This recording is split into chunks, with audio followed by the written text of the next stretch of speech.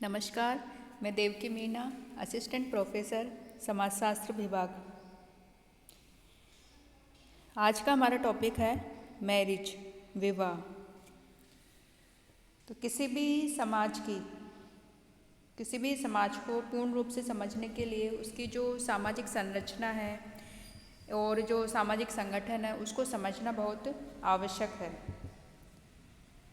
जो सामाजिक संरचना होती है उसका मतलब यह है कि सामाजिक संरचना परस्पर जो संबंधित संस्थाएं हैं, एजेंसीज है, अभिकरण है, सामाजिक प्रतिमान और साथ ही समूह में जो प्रत्येक सदस्य के द्वारा ग्रहण की गई परिस्थिति, स्टेटस और भूमिकाओं, रोल की विशिष्ट जो क्रमबद्धता होती है उसको सामाजिक संरचना कहते हैं। तो इस प्रकार हम कह सकते हैं कि किसी समाज की सामाजिक संरचना को विभिन्न सामाजिक प्रतिमानों, परिस्थितियों, भूमिकाओं, संस्थाओं और अभिकरणों का एक व्यवस्थित योग माना गया है। एक समाज में अनेक प्रकार की परिस्थितियाँ और उनसे संबंधित भूमिकाएं होती है। संबंधों को सुचारू रूप देने के लिए अनेक संस्थाएं, इंस्टीट्यूशंस समाज में पाई जाती है। साथ ही इन उद्देश्यों की पूर्ति के लिए अनेक एजेंसीज या अभिकरण होते हैं और ये सभी इकाइयाँ मिलकर समाज की संरचना बनाती है। इसी प्रकार सामाजिक संरचना में सामाजिक संगठन की चर्चा भी की जाती है। तो प्रत्येक समाज में कई छोटे छोटे सामाजिक समूह होते हैं जो कि व्यक्तियों के पारस्परिक संबंधों के परिणाम स्वरूप बनते हैं और ये समूह भिन्न भिन्न होते हुए भी परस्पर संबंधित होते हैं और समाज के संगठन का निर्माण करते हैं।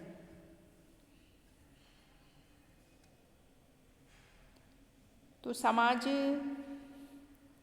का जो संगठन है उसके बारे में हम कह सकते हैं कि सामाजिक संगठन का अर्थ समाज का सामाजिक समूहों में विभाजन है जो कि संबंधित व्यक्तियों के बीच परंपरागत रूप से प्रमाणीकृत सामाजिक संबंधों पर आधारित होता है। यानी व्यक्तियों के बीच कई प्रकार के सामाजिक संबंध हो सकते हैं, लेकिन वे संबंध जो कि समाज के द्वारा मान्यता प्राप्त होते हैं वो मिलकर किसी न किसी प्रकार के समूह का निर्माण करते हैं और ये अनेक समूह सामाजिक संगठन या संरचना की इकाइयाँ बनाते हैं।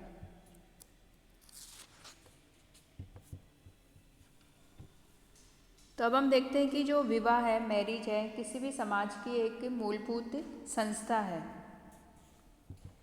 और प्रत्येक समाज में विवाह का कोई न कोई स्वरूप जरूर पाया जाता है और विवाह का उद्देश्य हमेशा ही केवल यौन संतुष्टि ही नहीं होता, बल्कि कभी कभी तो विवाह केवल जो सामाजिक सांस्कृतिक उद्देश्यों की पूर्ति के लिए भी किया जाता है।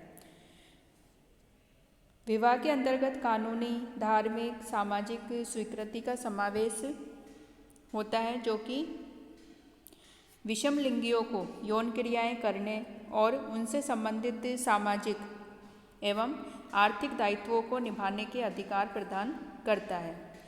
तो विवाह केवल व्यक्तिक संतुष्टि का साधन मात्र नहीं है, बल्कि एक सामाजिक क्रिया विधि भी है जिससे समाज की संरचना को सुदृढ़ता प्राप्त होती है। अब यदि हम विवाह की जो परिभाषाएं हैं अलग अलग वो देखें तो सबसे पहली जो परिभाषा है वो है लूसी मेयर के अनुसार।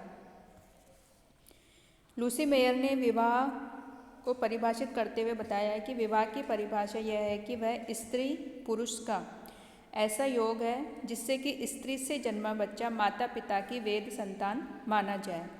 तो इस परिभाषा में विवाह को स्त्री और पुरुष के ऐसे संबंधों के रूप में स्वीकार किया गया है जो कि संतानों को जन्म देते हैं, उन्हें वैध घोषित करते हैं तथा इसके परिणाम स्वरूप माता पिता और बच्चों को समाज में कुछ अधिकार और परिस्थितियाँ, स्टेटस प्राप्त होता है।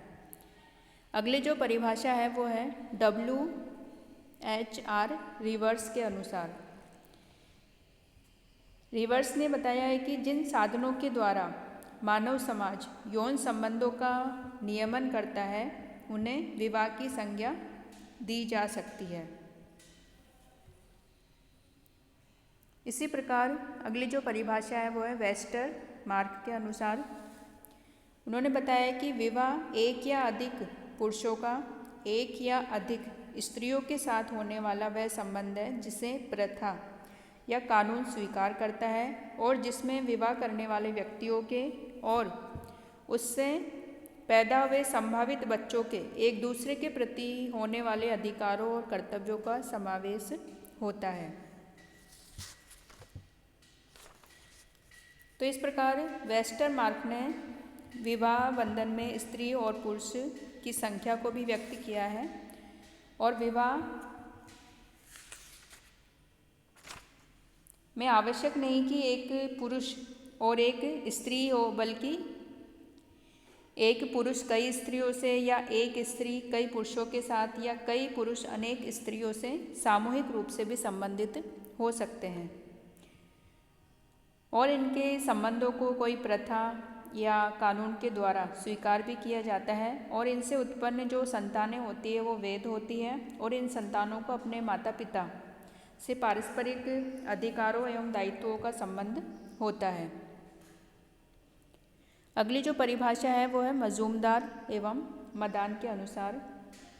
मजूमदार और मदान ने विवाह को परिभाषित करते हुए कहा है कि विवाह में कानून और धार्मिक आयोजन के रूप में उन सामाजिक स्वीकृतियों का समावेश होता है जो दो भिन्न लिंगियों को यौन क्रिया और उससे संबंधित सामाजिक आर्थिक संबंधों में सम्मिलित होने का अधिकार प्रदान करती है।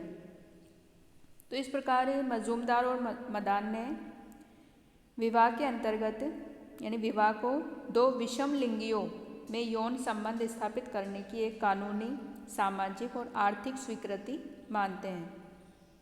साथ ही उन्होंने कहा है कि विवाह स्त्री और पुरुष को विभिन्न सामाजिक और आर्थिक क्रियाओं में सहभागी बनने का अधिकार भी प्रदान करता है।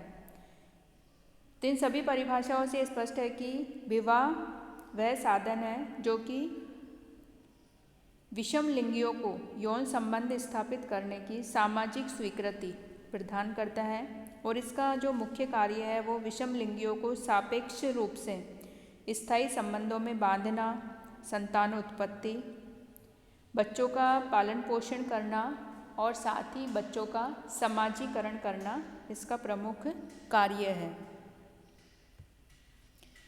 तो ये विवाह की परिभाषाएं हैं। अब हम देखते हैं कि समाज में जो विवाह की जो संस्था है उसके क्या उद्देश्य हैं।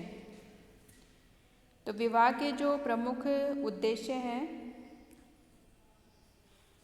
उनके अंतर्गत ये बताया गया है कि जो विवाह है वो परिवार की किसी भी समाज में परिवार की आधारशिला के रूप में कार्य करती है विवाह की संस्था, क्योंकि विवाह के पश्चात ही जो पति पत्नी होते हैं वो परिवार रूपी जो सामाजिक संस्था है उसका निर्माण करते हैं और परिवार में ही बच्चों का समाजीकरण और पालन पोषण होता है और समाज की जो निरंतरता है वो विवाह और परिवार से ही संभव हो पाती है। साथ ही विवाह जो है वो नातेदारी का प्रमुख आधार है, क्योंकि विवाह के कारण ही कई नए संबंधों का जन्म होता है और विवाह से दोनों पक्ष पुरुष और स्त्री दोनों पक्षों के ही लोगों में वैवाहिक संबंध स्थापित होते हैं, जिससे कि एक व्यक्ति विभिन्न सामाजिक परिस्थितियां धारण करता है, जैसे कि एक व्यक्ति दामाद, मौसा, फूफा, जीजा आदि बनता है। तो इसी प्रकार स्त्री पत्नी, बहू, भाभी आदि नई परिस्थितियां धारण करती है। इनसे उत्पन्न जो संतानें होती है वो भी दोनों पक्ष वालों से रक्त संबंधी होती है। तो इस प्रकार विवाह नातेदारी का प्रमुख आधार है।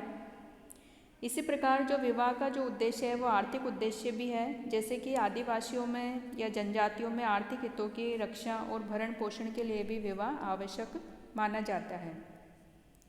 साथ ही मानसिक संतोष और रोगों से मुक्ति पाने के लिए भी विवाह अनिवार्य है और विवाह का एक प्रमुख उद्देश्य धार्मिक कार्यों की पूर्ति करना भी माना गया है।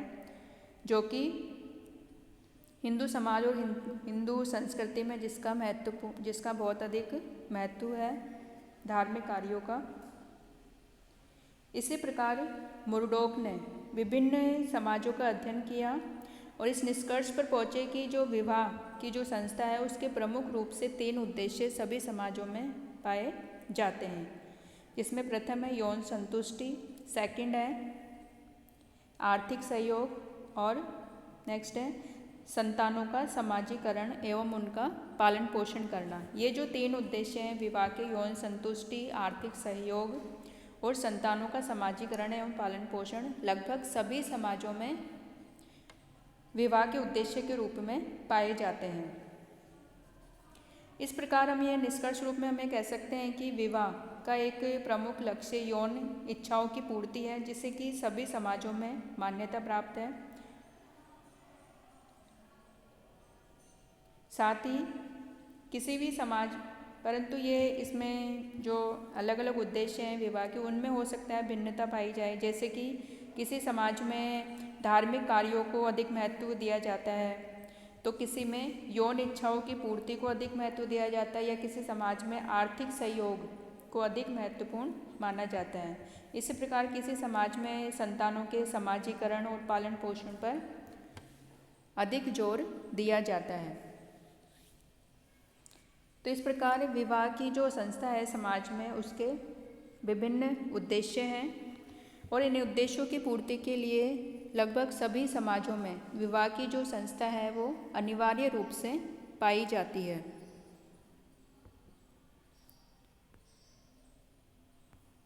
तो आज हमने देखा समाज में विवाह की जो संस्था है उसका अर्थ क्या है, उसकी परिभाषा है और उसके जो विभिन्न उद्देश्य हैं विवाह के, उसके बारे में हमने जानकारी प्राप्त करी है।